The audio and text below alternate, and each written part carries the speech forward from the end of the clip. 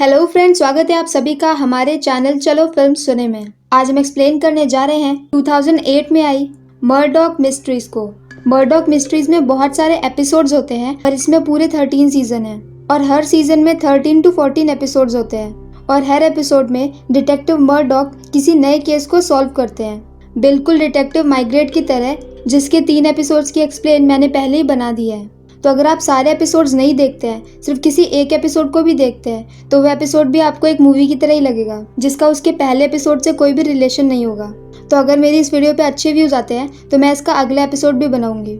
इसकी IMDb rating है 8.1 out of 10 और इसे 95% गूगल यूजर्स ने लाइक किया है। रॉटन टोमेटोज पर इसकी फ्रेशनेस नहीं दी है। और अगर आप हमारी वीडियोस देखते हैं और आपको पसंद आती है तो प्लीज हमारे चैनल को सब्सक्राइब कर लीजिए ताकि जब भी हम कोई नई वीडियो डालें आपको नोटिफिकेशन मिल जाए। तो let's roll up the intro और चलो फिल्म सुने। मूवी की स्टार्टिंग में हम व्यूअर्स एक स्टेज को देखते हैं जहाँ पर एक डेमोन्स्ट्रेशन होने जा रहा होता है। यहाँ पर हम डैनियल प्रैट को खड़ा हुआ देखते हैं। ये वो वक्त होता है जब लोग डायरेक्ट करंट यूज करते थे, जबकि आज के टाइम पे हम सब लोग अल्टरनेट करंट यूज करते हैं। और डैनियल प्रैट की टोरंटो नाम के छोटे से शहर में डायरेक्ट करंट की टोरंटो इलेक्ट्रिकल एंड लाइट की कंपनी होती है। यहाँ पर प्रैट बोलता है कि बहुत टाइम से हम लोग डायरेक्ट करंट यूज कर रहे हैं, पर यह कॉन्ट्रैक्ट अब खत्म होने वाला है और अब इस शहर की काउंसिल ने अल्टरनेट करंट को यहाँ पर लाने का डिसाइड किया है। पर मुझे इसमें बहुत सारे खतरे लगते हैं और आज हम उसी से रिलेटेड आपको एक अल्टरनेट करंट का डेमोन्स्ट्रेशन देंगे कि वो कितना खतरनाक हो सकता है। इसके बाद वो डॉट के बारे में बताता है। डॉट वहीं की लाइट कमीशन का एक मेंबर होता है। इसके बाद हम एलन फेक्स को देखते हैं जो कि एडिसन की कंपनी की तरफ से आया होता है यहाँ पर अल्टरनेट करंट एक अच्छा करंट नहीं है ऐसा प्रूव करने के लिए। एडिसन ने ही डायरेक्ट करंट को इन्वेंट किया होता है और उन्हीं की कंपनी हर जगह पर डायरेक्ट करंट को पहुंचा रही होती है। लेकिन अब धीरे धीरे लोग अल्टरनेट करंट की तरफ जाने लगते हैं क्योंकि डायरेक्ट करंट बहुत ही कम वोल्टेज देता था और अल्टरनेट करंट बहुत ही ज़्यादा वोल्टेज देता था। इसलिए अपनी कंपनी के प्रॉफिट के लिए एडिसन की कंपनी की तरफ से एलन यहाँ पर आया होता है ताकि वो लोगों को ये प्रूव कर सके कि अल्टरनेट करंट उन्हें नहीं यूज़ करना चाहिए। यहाँ पर वो एक डॉग के ऊपर टेस्ट करने जा रहे होते हैं। उनका प्लान होता है कि वो एक डॉग को करंट के बीच में रखेंगे और फिर उसके पास से एक अल्टरनेट करंट फ्लो कराएंगे जो कि बहुत ज़्यादा हाई वोल्ट का होगा, जिससे उस डॉग की डेथ हो जाएगी। और ऐसा करने से आसपास के लोग डर जाएंगे और उन्हें ये लगेगा कि अल्टरनेट करंट उन्हें नहीं यूज़ करना चाहिए। पर यहाँ पे बहुत सारे लोग ऐसे भी होते हैं जो इसके अगेंस्ट होते हैं और जो उस डॉग के लिए लड़ रहे होते हैं और इन्हीं में से एक लड़की का नाम होता है गैरिसन। अब जब ये सब चल ही रहा होता है कि तभी वहाँ पर डिटेक्टिव मर्डॉक आते हैं। वो भी यहाँ पर इसी डेमोन्स्ट्रेशन को देखने के लिए आते हैं। इस डेमोन्स्ट्रेशन को स्टार्ट करने के लिए एक लीवर को खींचना होता है। इस लीवर को खींचने से ही लाइट पास होगी, मतलब कि स्विच ऑन करने की तरीके से। और ये काम करने के लिए वो टोरंटो इलेक्ट्रिक एंड लाइट की कंपनी की एक स्टाफ मेंबर को ही बुलाते हैं जिसका नाम होता है एलिस। अब एलिस यहाँ पर आती है और लीवर को खींचती है, पर लीवर को खींचते ही एलिस को एक बहुत ज़ोरदार झटका लगता है और उस झटके से उसकी वहीं पर मौत हो जाती है। इसके बाद यहाँ पर अब पुलिस आ जाती है और अपनी इन्वेस्टिगेशन शुरू कर देती है। अब डिटेक्टिव मर्डॉक यहाँ पर उसी स्विच बोर्ड को खोलते हैं जिसका लीवर एलिस ने खींचा था। तो उसके अंदर वो देखते हैं कि वहाँ पर एक रबर का टुकड़ा फंसा दिया गया था, क्योंकि रबर का टुकड़ा एक इंसुलेटर होता है जिसके थ्रू लाइट पास नहीं हो सकती और इसी वजह से लाइट उस डॉगी की तरफ नहीं गई थी। इंसुलेटर कोई भी ऐसा सामान होता है जिससे लाइट पास नहीं हो सकती, जैसे कि प्लास्टिक, रबर, ये सब। अब नेक्स्ट सीन में मर्डॉक एलन से मिलता है। वह एलन को बोलता है कि ये काम आप भी कर सकते हैं, मतलब कि एक लड़की की मौत से अब आप बिल्कुल फ्री हो गए हैं। ऐसे आपको हर जगह जा जाकर हर किसी को ये दिखाना पड़ता कि अल्टरनेट करंट कितना हार्मफुल होता है, पर अब ये डेथ की न्यूज़ इतनी ज़्यादा फैलेगी कि सब वैसे ही अल्टरनेट करंट को छोड़ देंगे डर की वजह से। पर इस पर एलन कहता है कि नहीं, मैं ऐसा घिनौना काम नहीं कर सकता। ये काम ज़रूर टेस्ला ने किया होगा। टेस्ला वही साइंटिस्ट होते हैं जिन्होंने अल्टरनेट करंट को इन्वेंट किया था। एलन बोलता है कि टेस्ला हमेशा से ही एडिसन से जलता था, इसलिए उसने ऐसा किया होगा। पर मर्डॉक बोलता है कि कोई अपनी इन्वेंशन को गलत क्यों प्रूव करेगा। तो एलन बोलता है कि ये तो तुम उसी से पूछ लो। इसके बाद मर्डॉक प्रैट से मिलता है।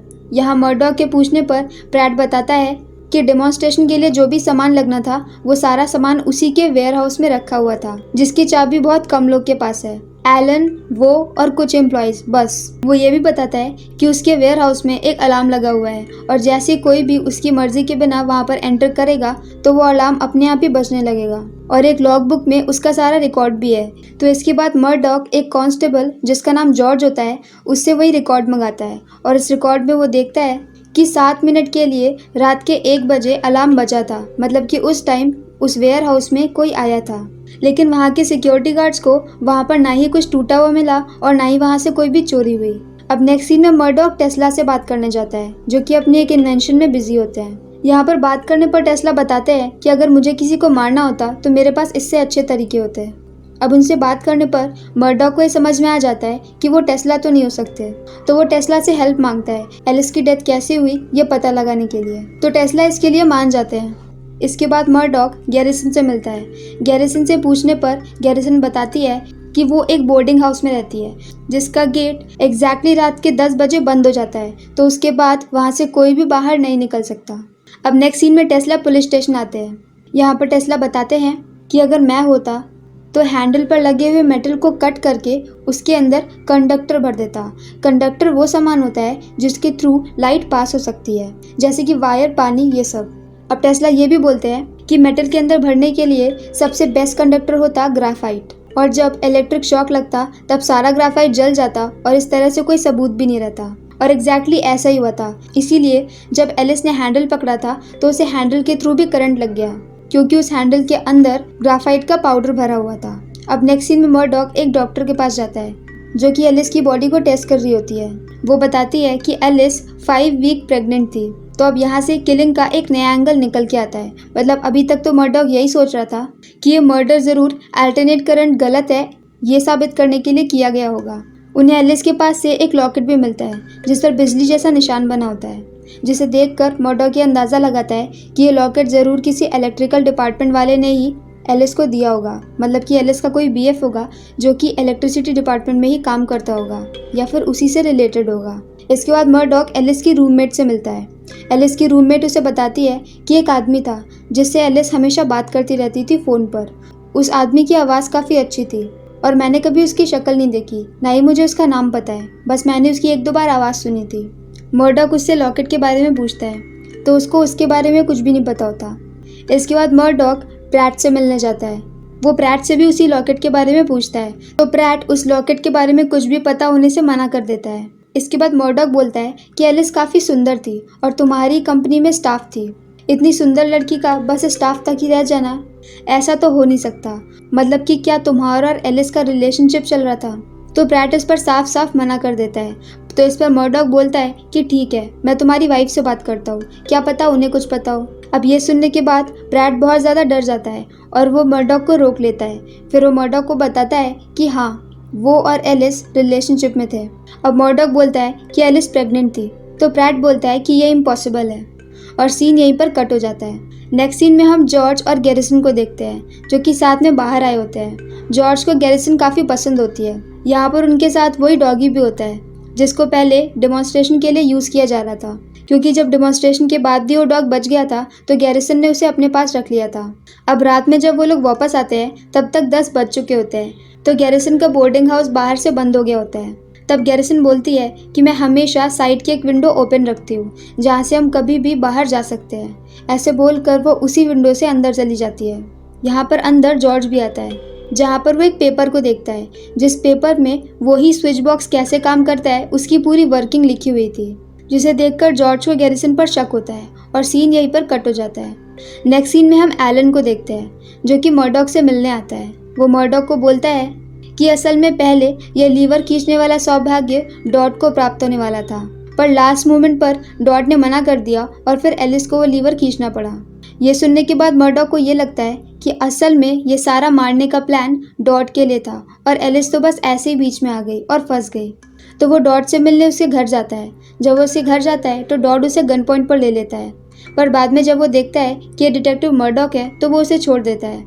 डॉट बहुत ज़्यादा डर गया होता है क्योंकि अब तक डॉट को भी पता चल चुका था कि पहले तो लीवर वही खींचने वाला था, तो मतलब कि ये सारी प्लानिंग डॉट को मारने के लिए थी। अब मर्डॉक डॉट से बात करता है। वो डॉट को बोलता है कि आप इलेक्ट्रिक काउंसिल के मेंबर हैं। तो इस पर डॉट बोलता है कि मैं 5 मेंबर्स में से एक हूँ। तो मर्डॉक बोलता है कि अगर AC या DC अगले साल दोनों में से कौन सा करंट आएगा इस पर वोटिंग हुई तो ऐसा हो सकता है कि दो दो वोट से दोनों तरफ टाई हो जाए। तो मतलब कि आखिरी वोट आपका होगा, जो कि बहुत ज़्यादा इंपॉर्टेंट होगा। फिर आपका ही वोट ये डिसाइड करेगा कि AC करंट आएगा या फिर DC करंट आएगा।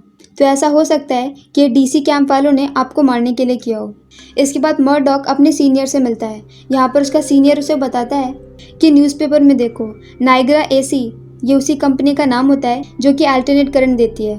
तो उसका बॉस बोलता है कि नाइग्रा AC के स्टॉक मार्केट की वैल्यू बहुत ज़्यादा बढ़ गई है, जबकि एलिस की मौत के बाद इसको तो घट जाना चाहिए था, क्योंकि बहुत सारे लोग ये देखकर AC करंट को लेने से मना कर देते, पर यहाँ पर तो उल्टा हुआ है। तो अब मर्डॉक को ये लगता है कि ऐसा हो सकता है कि नाइग्रा AC वालों ने डॉट को ब्राइब दी हो, मतलब रिश्वत दी हो, और उन्हें रिश्वत देकर पहले ही अपनी तरफ कर लिया हो, जिससे उन्हें कन्फर्म हो कि AC करंट को ही वोट मिलेंगे और AC करंट का ही नाम फाइनल होगा। इसलिए शायद उनके स्टॉक्स पे कुछ असर नहीं पड़ा, उल्टा वो बढ़ गए। तो अब इस बारे में बात करने के लिए मर्डॉक टेस्ला से मिलता है। तो टेस्ला बोलता है कि नहीं, मेरे या फिर मेरी टीम में से कोई भी ऐसा नहीं कर सकता।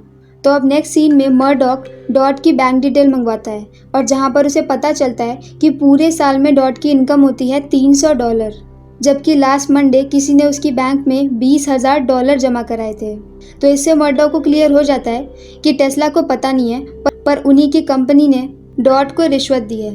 तो मतलब कि डॉट को मारने का पूरा प्लान DC कंपनी का होगा, क्योंकि AC तो उन्हें पहले ही रिश्वत दे चुकी थी, और शायद प्रैट को ये सारी बात पता चल गई हो, इसीलिए उन लोगों ने मिलकर डॉट को मारने का प्लान बनाया हो, क्योंकि उन्हें ये पता चल गया होगा कि डॉट AC करंट को ही वोट देगा, और अगर AC करंट को वोट जाता है तो प्रैट की पूरी कंपनी बर्बाद हो जाएगी।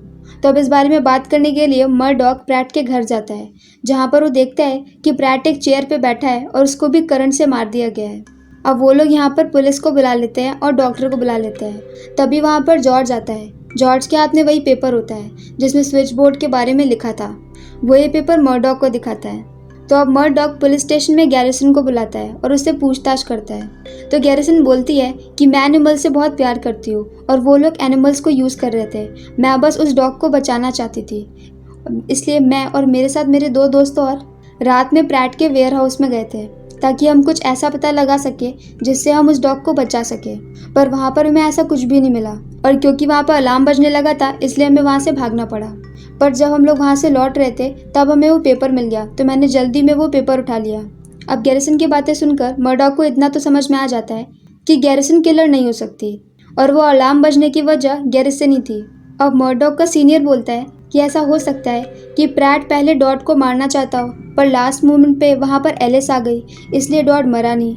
अब डॉट इस बात से गुस्से में होगा और उसे ये बात पता चल गई होगी कि असल में प्रैट ही उसे मारना चाहता था, इसलिए उसने जाकर प्रैट को मार दिया। तो अब वो लोग डॉट को फंसाने के लिए एक प्लान बनाते हैं। यहाँ पर टेस्ला ने एक ट्रांसमीटर इन्वेंट कर लिया होता है। तो अब वो ट्रांसमीटर को एक सूटकेस में रखते हैं और एलन से हेल्प मांगते हैं। वो एलन से बोलते हैं कि तुम्हें ये सूटकेस लेकर जाना है और जाकर डॉट से बात करनी है, और तुम्हें डॉट से ये बोलना है कि तुम्हें उसके बारे में पता है कि उसने नाइग्रा AC से रिश्वत ली है, पर तुम अपना मुंह बंद रखोगे अगर वो तुम्हें $10,000 दे दे। और यहाँ पर बातों ही बातों में डॉट अपने मुंह से अपना ही क्राइम कबूल लेगा, और वो सारी बातें हम दूसरी तरफ यहाँ पर दूसरे ट्रांसमीटर में सुन रहे होंगे और उसको रिकॉर्ड कर लेंगे। तो एलन उनकी बात मान जाता है और वो बिल्कुल ऐसे ही करता है, और सब कुछ बिल्कुल वैसा ही होता है जैसे कि मर्डॉक ने सोचा था। अब वो ये रिकॉर्डिंग डॉट को सुनाते हैं। तो अब डॉट मान जाता है कि उसी ने प्रैट को मारा था और उसने नाइग्रा AC से रिश्वत भी ली थी। अब नेक्स्ट सीन में डॉक्टर और मर्डॉक बात कर रहे होते हैं। अब डॉक्टर बोलती है कि फाइनली ये केस शायद ख़त्म हो गया है, पर मर्डॉक बोलता है कि लेकिन मुझे प्रैट के मुंह से भी सुनना था कि उसने एलिस को मारा है या फिर नहीं। तो अब डॉक्टर बोलती है कि प्रैट कभी भी बाप नहीं बन सकता क्योंकि इसकी बैकबोन में कुछ प्रॉब्लम है। तो मतलब कि एलिस का BF कोई और है, और वो लॉकेट भी उसे किसी और ने दिया है, और शायद ये प्लानिंग डॉट को मारने के लिए नहीं बल्कि एलिस को ही मारने के लिए होगी। अब ये सुनने के बाद मर्डॉक को सब कुछ समझ में आ जाता है, और मर्डॉक बोलता है कि एलन 5 वीक पहले यहाँ पर आया था जब वो डेमोन्स्ट्रेशन की तैयारी करने वाला था, और एलिस भी 5 वीक प्रेग्नेंट है। एलन की शादी एक बहुत बड़े और अमीर घर में होने वाली है, और अगर किसी को एलिस के प्रेग्नेंट होने की बात पता चल गई तो उसकी शादी टूट जाएगी और उसे बहुत बड़ा नुकसान होगा। और जब डॉट की जगह लीवर एलिस को खींचने आना था, ये बात एलन को पहले से पता चल गई होगी। मतलब इतनी पहले पता चल गई होगी कि वो स्विच बोर्ड के साथ छेड़खानी कर सके। तो उसी ने अच्छा मौका पाकर यहाँ पर एलिस को मारने की प्लानिंग बनाई थी। अब इसे प्रूव करने के लिए वो एलिस की फ्रेंड को बुलाता है और उसे एलन की रिकॉर्ड की हुई वो आवाज़ सुनाता है जो कि उसने एलन और डॉट की आवाज़ को रिकॉर्ड किया था। एलिस की फ्रेंड उसकी आवाज़ सुनते ही उसे पहचान लेती है और बोलती है कि हाँ, ये उसी आदमी की आवाज़ है जिससे कि एलिस बात करती थी। दूसरी तरफ से कांच के पीछे से ये सारी चीज़ एलन भी देख रहा था, जो कि मर्डॉक के साथ खड़ा था। और अब एलन को मानना पड़ता है और वो बोलता है कि मुझे मेरा लॉयर चाहिए। मतलब कि अब एलन पकड़ा गया है और अब उसके ऊपर केस चलेगा। और इसी के साथ ये एपिसोड यहीं पर ख़त्म होता है। तो अगर आपको हमारा एक्सप्लेन पसंद आया हो तो प्लीज़ हमारी वीडियो को लाइक करें, शेयर करें और हमारे चैनल को सब्सक्राइब करें। तो मिलते हैं नेक्स्ट वीडियो के साथ। Bye bye.